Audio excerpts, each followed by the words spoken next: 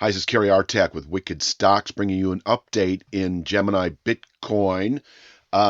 This is a weekly bar chart that goes back to January of 18, roughly. So, about 7 years actually, 7 years of activity. And I'm just I could walk you through this series of buy signals, etc., on the way up into this zone.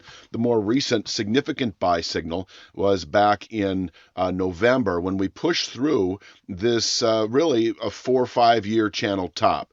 And that indicated, when you push through a long term channel top like this, there's a full channel extension you could create, which I don't have here, but really, you're sort of relegated to non-line study targets. In other words, there are no more channel formations, but you're using wave counts, and this is a classic that I've used for years, and I still hold to it as an objective. 122,433 is expected above 82,847.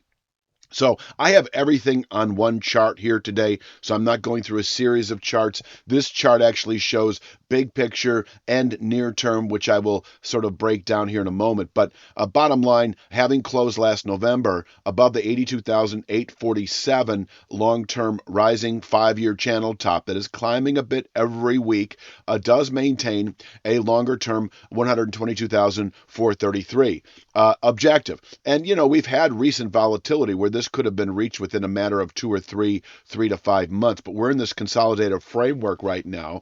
And, I haven't updated Bitcoin in a few weeks. We put out a new all-time high, following my more recent video about a month ago, and that was 109,192, roughly rounding up to 193.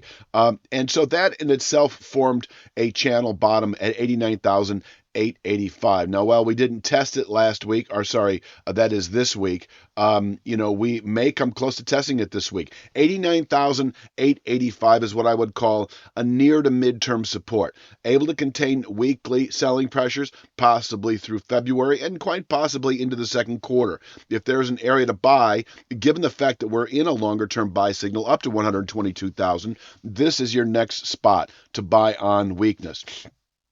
Near-term swing traders, 3 to 5 week swing traders can buy 89,885 in anticipation of 105,111. 105,111 is nothing more than the high settlement price that was put out the week we put out the high itself. So the all-time high weekly chart settlement price, 105,111, remains in reach over the next, with present volatility within the next 2 to 3 weeks, where we can top out on a weekly basis. I would not sell short 105, 111 on a longer term basis. I think it's better for profit taking if you happen to bottom pick 89,885. And just keep in mind that holding above 89,885 will keep this 122,433 in reach over the next few months, perhaps. And if we can close this week or any week above this 105,111, then we're probably just another couple of months, 2 to 3 months with present volatility, maybe sooner, for reaching the overall longer term objective at 122,433.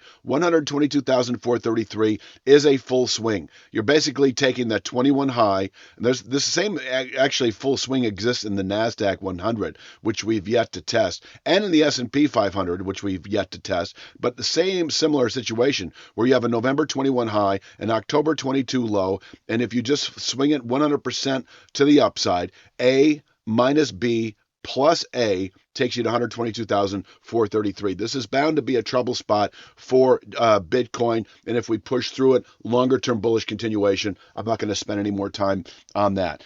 Let's talk downside. If we close below 89,885 this week, next week we could test this long term channel support. Right now, it is a bit stair step.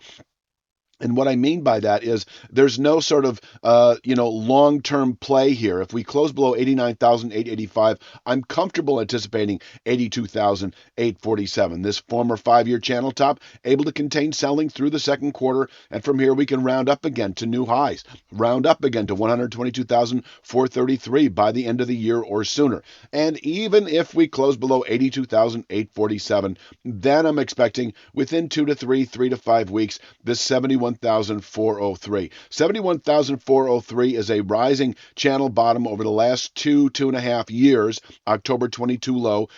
71,404 rising weekly is our trend support into later year. It can capture selling pressures on a quarterly, even into later year basis. And from here, we can round back up again. I'll go so far as to say that if we close below 71,404, rising channel support over the next few months, that would likely mark a good 2025 high. And I would then anticipate, bearish continuation as we continue into later year. I think that pretty much summarizes it. I'm going to leave it at that for this particular Wicked Stocks video analysis on Bitcoin.